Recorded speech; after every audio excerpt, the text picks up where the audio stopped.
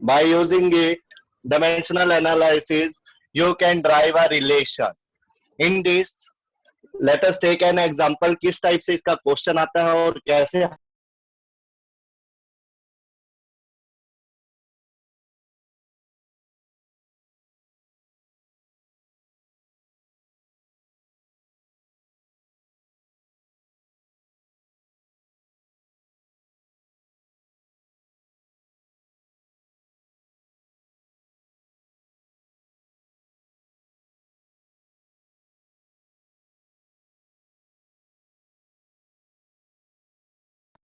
centripetal force.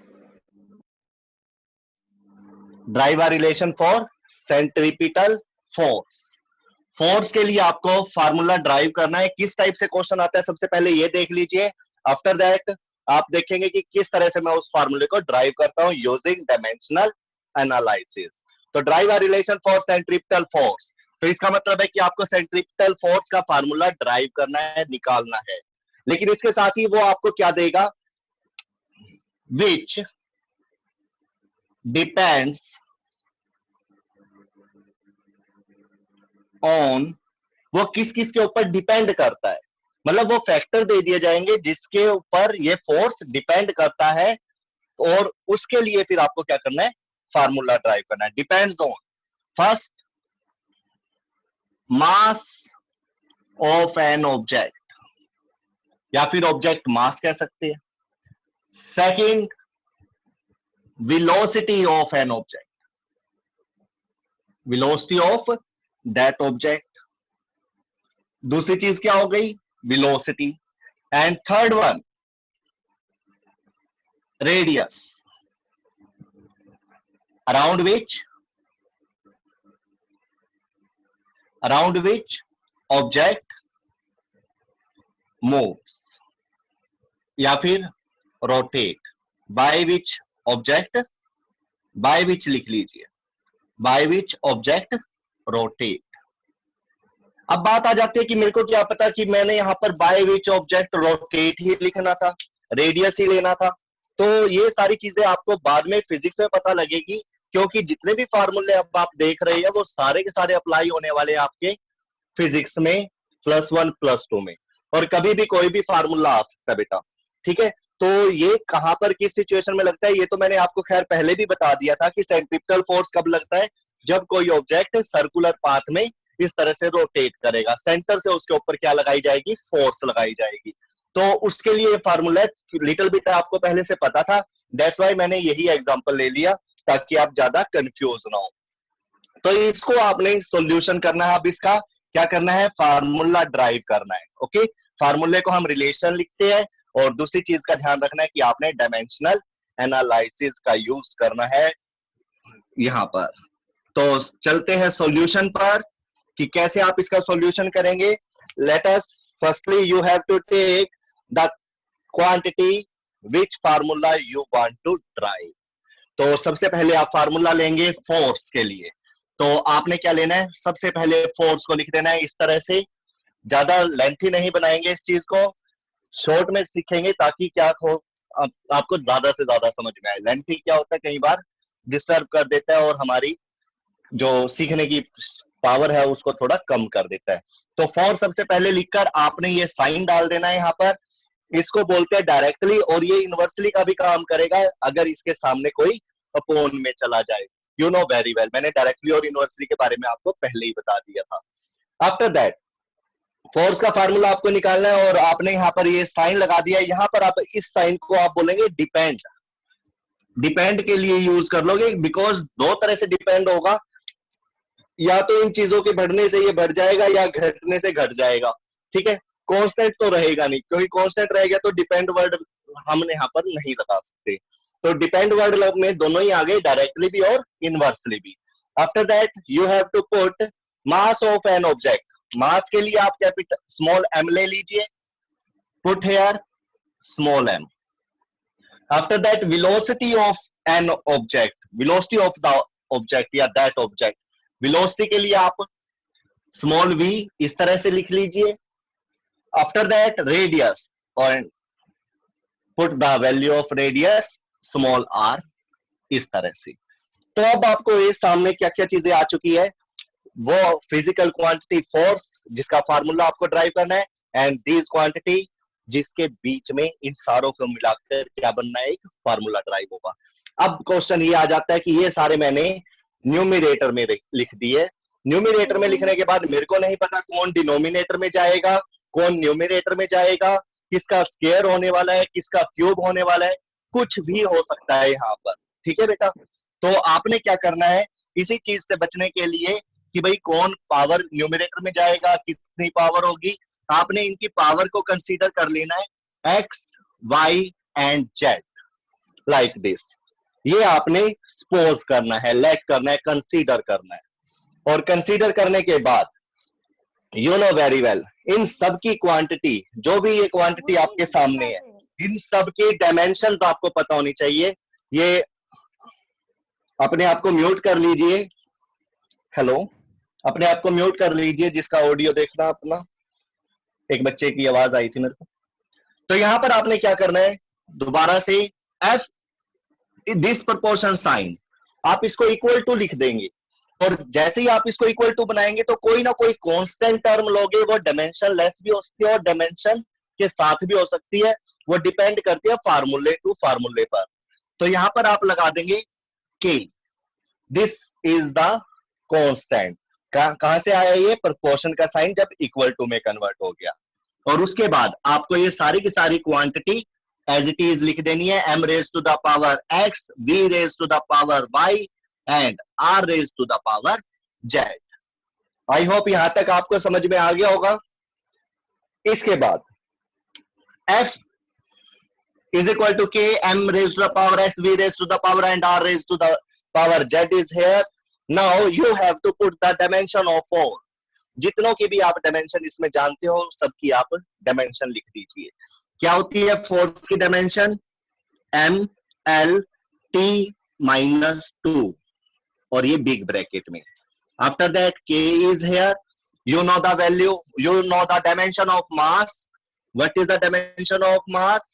Capital M raised to the power x. What is the dimension of velocity? Speed same ही होती है।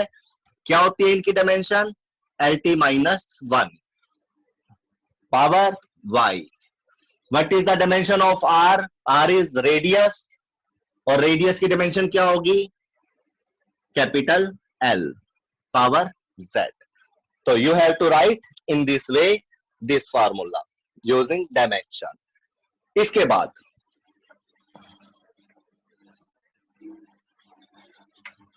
बाद आप इनकी जितने भी ये स्क्वायर्स है, ब्रैकेट्स है, ये ओपन कर लेंगे।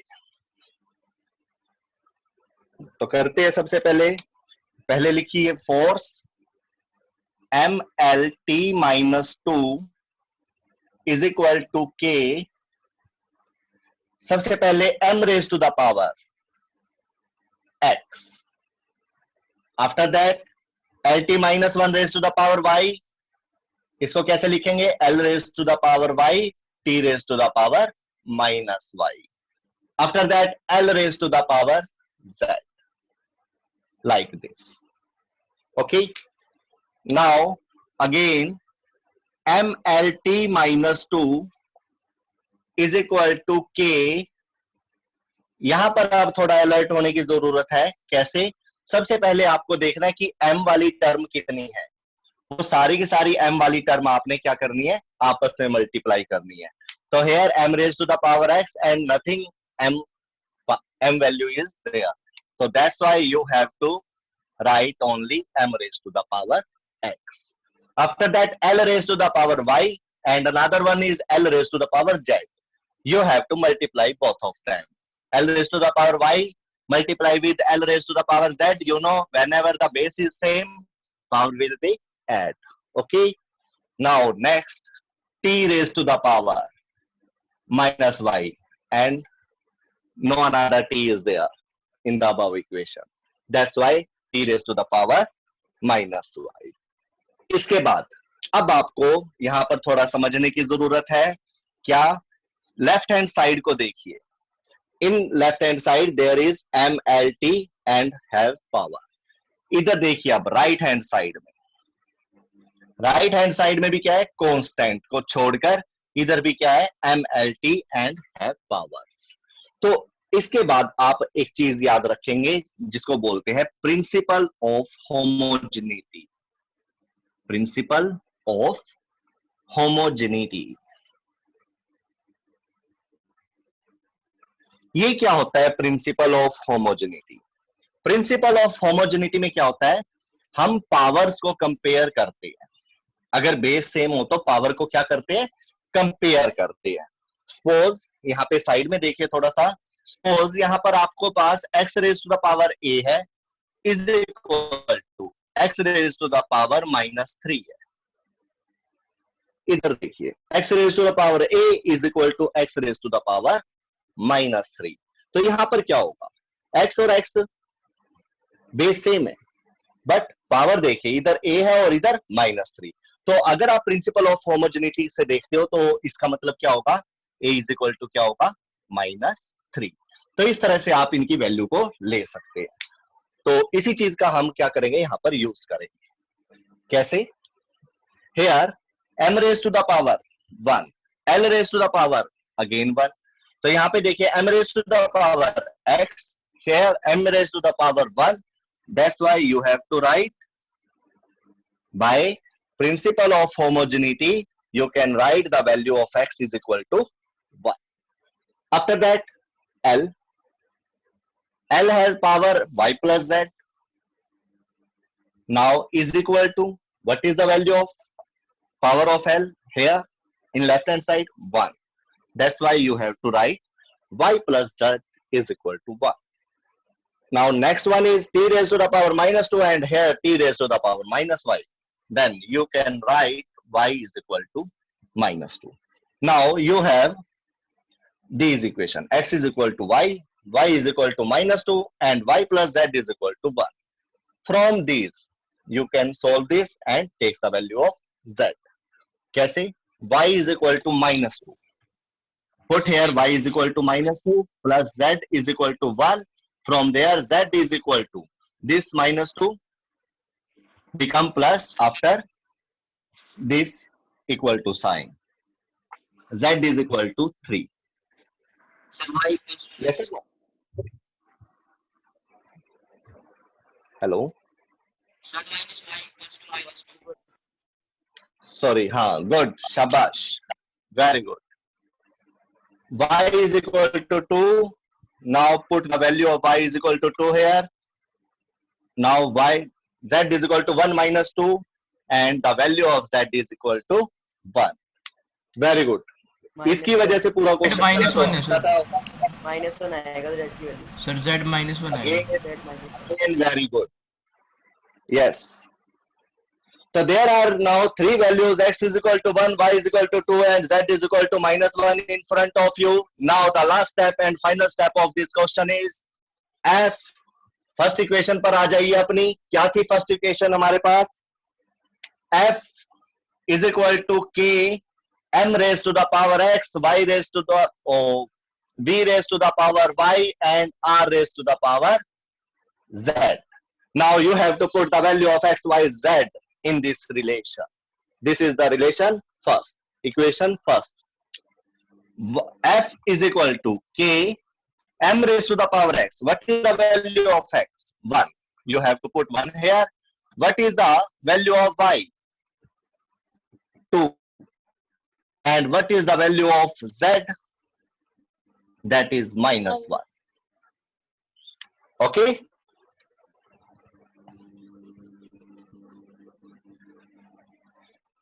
आफ्टर दैट आपको क्या देखना है इसमें, f इज इक्वल टू जिनकी पावर प्लस है उनको आपने न्यूमरेटर में ही रखना है और जिनकी माइनस है उनको प्लस कर देना बाय यस डिनोमिनेटर में ले जाकर। कैसे, कि m raise to the power 1, v raise to the power 2 and upon r की पावर 1 क्या हो जाएगा, नीचे इस तरह से आ जाएगा। नाउ बाय सिंप्लीफाई आप इसको ऐसे भी लिख सकते हैं, 1 लिखना जरूरी नहीं है, mv square upon r। Here k is constant और k की वैल्यू कांस्टेंट होती है, सभी फार्मूलों में ये k होता है, किसी में इसकी वैल्यू 1 होती है तो किसी में कुछ और भी हो सकती है, डायमेंशन लेस भी हो सकती है और डायमेंशन के साथ भी हो सकती है। तो this is the formula in front of you for calculating the centripetal force. कब लगता है ये मैंने आपको लिटिल बिट पहले बता दिया था और ये फार्मूला आपके सामने ड्राइव हो चुका है।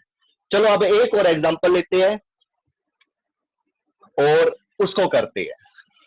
उसके बाद असाइनमेंट आपके पास आज भी पहुंच जाएंगे और कल भी पहुंच जाएंगे। इन सब के पहले आपको प्रैक्टिस असाइनमेंट दिए जाएंगे जिसको करके आप काफी कुछ सीख सकते हैं। एंड इज देयर, मैं आपके पास एक डायमेंशंस की क्या कर रहा हूं, टेबल भेजने जा रहा हूं आज, जिसमें मतलब आपको काफी डायमेंशंस मिलेंगी। तो आप उसके फार्मूलों पर मत जाना, बिकॉज फार्मूले को अगर आप स्टडी करेंगे तो पूरी फिजिक्स ही हो जाएगी वो। आपको सिर्फ क्या करना है, अभी क्वांटिटी देखनी है और उसके फार्मूले और डायमेंशन जितना याद हो सके, जितना आप उनकी प्रैक्टिस कर सके तो कर लेना। नहीं तो उनको रख के एक चार्ट बनाना और अपना जहां भी आपकी स्टडी टेबल है वहां पर उसको लगा देना, बिकॉज कभी भी ये पूरे 2 साल तक आपके काम आने वाली है। आपको उसके सामने ही रखानी है। क्या पता मैं आपको कह दूं कि मेरे को कोफिशिएंट ऑफ विस्कोसिटी की डायमेंशन पता करनी है, या फिर आप सोल्व कर रहे हो, आपके सामने आ जाता है कोफिशिएंट ऑफ विस्कोसिटी और उसकी डायमेंशन आपको चाहिए, तो आप एक बार वहां पे फार्मूला भी देख सकते हो और क्या कर सकते हैं, डायमेंशन भी देख सकते हैं। तो इस तरह से अगर आप बार बार उनको देखोगे, यूज करोगे, अप्लाई करोगे, तो वो धीरे धीरे आपको ऑटोमेटिक याद होती चली जाएंगी। तो नेक्स्ट हम एक और लेते हैं इसमें डेरिवेशन। क्या डेरिवेशन लेंगे इसमें हम? सबसे पहले हम लेंगे इसमें टाइम पीरियड को लेकर। किसको लेकर? टाइम पीरियड को लेकर। Drive a relation for time period t, small T भी ले सकते हो, मर्जी है, क्योंकि कैपिटल टी का हम यूज डायमेंशन में करते हैं तो इसलिए स्मॉल टी ले लेते हैं ताकि हम परेशान ना हो। Drive a relation for time period T for a simple pendulum. क्या लिख दिया मैंने अब? For a simple pendulum. अब पेंडुलम क्या होता है उसके बारे में अगर आपको बताएंगे तो फिर ज्यादा टाइम हो जाएगा। तो आपको सिंपल पेंडुलम के बारे में अगर थोड़ा बहुत मैं बता दूं तो वो क्या होता है कि एक थ्रेड से कोई बॉब लटका दीजिए और उसको क्या करिए, इस तरह से मूव करने दीजिए ए टू बी, फिर मिड पॉइंट पे आ जाएगा सी, इस तरह से वो चलता रहेगा, पहले इधर फिर इधर। ये पेंडुलम होता है। क्या होता है ये? पेंडुलम। और टाइम पीरियड क्या होगा इसका? टाइम पीरियड होगा ए से बी और बी से ए वापिस आ जाए, इसको बोलते हैं टाइम पीरियड। आना और जाना दोनों ही हो जाए एक पॉइंट से। तो ये जो टाइम पीरियड है ये किसके ऊपर डिपेंड करता है? इसके बीच में आपको क्या निकालना है? Relation. Drive a relation for time period for a simple pendulum if, या फिर इट डिपेंड्स ऑन। आपको ये चीजें बड़ी ध्यान से देखनी है कि किसके लिए फार्मूला निकालना है और कौन कौन सी चीजों के ऊपर वो डिपेंड करता है, या फैक्टर होते हैं उसके, या डिपेंड्स ऑन। एक तो आपको ये दे दिया लेंथ एल, किसकी लेंथ है ये? पेंडुलम की। सेकंड, लेंथ एल के बाद वो आपसे कह रहा है अर्थ है ना, अर्थ क्या करती है? एक्सलरेशन लगाती है इसके ऊपर लगातार। वो क्या लगाती है? Acceleration due to gravity g. Second वो कह रहा है कि एक्सलरेशन ड्यू टू ग्रेविटी। जब आप इन आर्टिकल्स को पढ़ेंगे तब आपको ऑटोमेटिक क्लियर हो जाएगा, but there we have only the task to drive the relation. फार्मूले को समझना हमारा काम नहीं है, फार्मूले को निकालना हमारा काम है इस वक्त, अगर हमें ये सारी चीजें दे दी जाती है। Third, mass of the object. ये जो ऑब्जेक्ट मैंने लटका रखा है ये कितना मास है इसका, ये भी ले लेते हैं। थोड़ा सा इसमें एक चीज फिर अलग हो जाएगी, वो आपके सामने आएगी। इन फार्मूलों को अगर आप डायमेंशन से क्या करते हैं? ड्राइव करते हैं यूजिंग डायमेंशन से अगर आप इनको ड्राइव करते हैं तो आपको मैं एक चीज बता दूं, अगर इस फार्मूले में कोई फैक्टर उसने गलती से या जानबूझ के आपको चैलेंज करके फालतू दे दिया, कि मान लो मेरा जो फार्मूला था वो टाइम पीरियड को लेकर था। किसको लेकर था? टाइम पीरियड को लेकर। तो टी तो आएगा ही फार्मूले में। उसके बाद लेंथ भी आ गया, उसके बाद जी भी आ गया, उसके बाद मास एम भी आ गया। तीन चीजें दे दी। बाई चांस इन तीनों में से कोई एक ऐसी क्वांटिटी है जो इस फार्मूले में नहीं आती, है ही नहीं। जैसे आपने अभी फार्मूला पढ़ा था, F is equal to m v square upon r. तो उसने आपको फोर्स दिया, मास दिया, वेलोसिटी दिया और रेडियस दिया, चारों चीजें दे दी और चारों ही फार्मूले में भी है। अगर वो आपको गलती से एक और चीज दे दे कि टाइम पीरियड भी दे वो साथ में, टी भी है, तो वो इस फार्मूले में से ऑटोमेटिक ही गायब हो जाएगा, कट जाएगा, अगर आप डायमेंशन एनालिसिस का यूज करके फार्मूले को ड्राइव कर रहे हैं। तो देखते हैं इसको फटाफट से। अब मैं इसको ज्यादा एक्सप्लेन नहीं करूंगा, आपके सामने स्टेप बाय स्टेप चलेंगे, हम सॉल्यूशन लेंगे। सबसे पहले टी डायरेक्टली प्रोपोर्शनल टू कौन कौन सी क्वांटिटी है, एम है, उल्टे पुल्टे ले सकते हो, कोई मैटर नहीं करता इसमें, m l g, there are three quantity m l g and power you have to consider x, y and z. Okay, now t की डायमेंशन क्या होगी, कैपिटल T। तो यहां पर आप क्या कर दे, m0 l0 लेकर चलेंगे, is equal to you know very well, proportion sign हटाकर क्या लगा देंगे हम, स्मॉल k। ठीक है, this is constant. After that mass के लिए m raise to the power x, l capital L raised to the power y, and you know very well the acceleration due to gravity dimension is LT minus 2 raised to the power z. Okay, now k is equal k big bracket m raised to the power x, l raised to the power y and l raised to the power z, t raised to the power minus 2z। ध्यान से बेटा, जो ये bracket open कर रहे हैं ये दोनों के साथ पावर चली जाएगी, और यहां पर क्या आपका m raise to the power 0, l raise to the power 0, t again m raise to the power 0, l raise to the power 0, t k now m raise to the power x, कोई और m है यहां पर नहीं, that's why m raise to the power x only, you have to write there.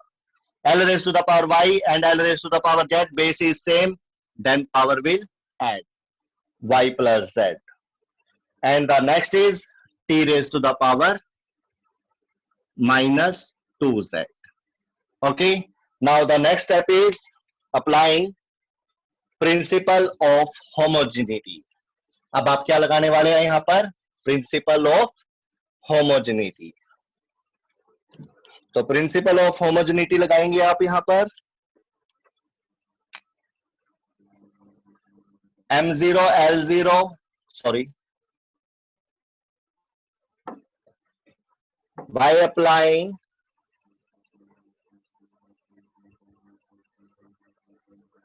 principle of homogeneity।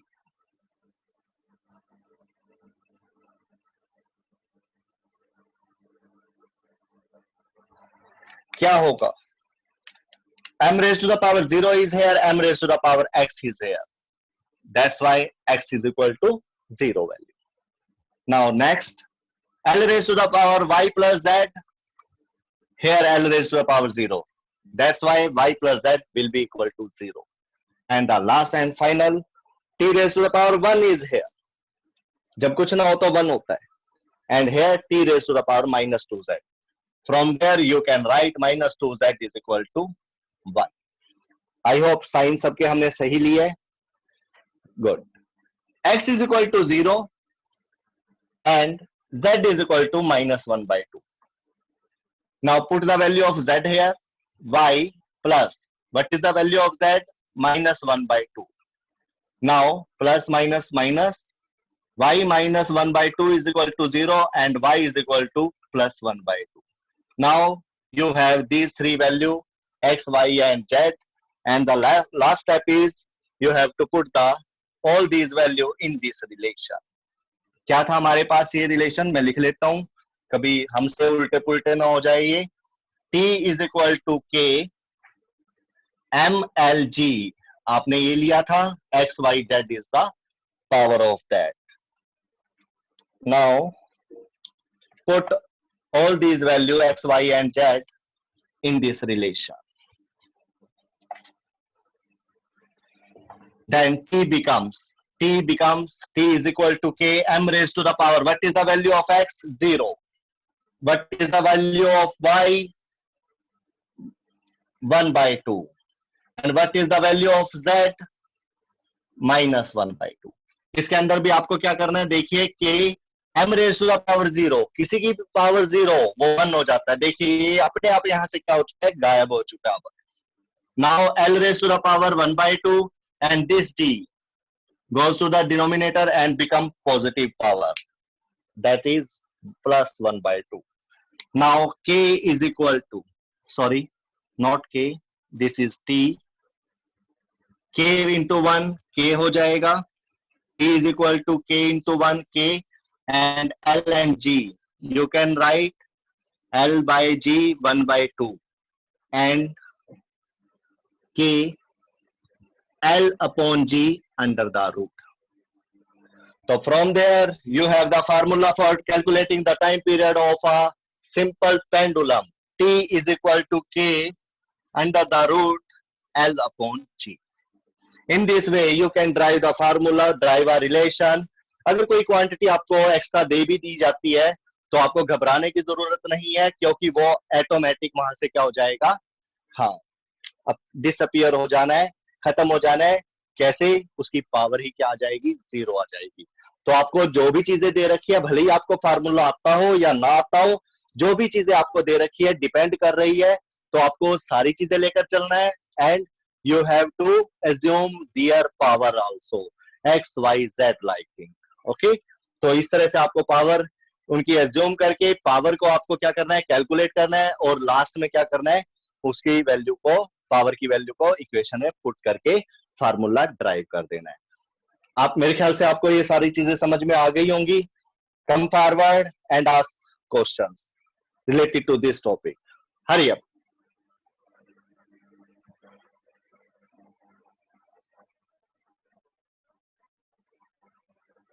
Come forward, students.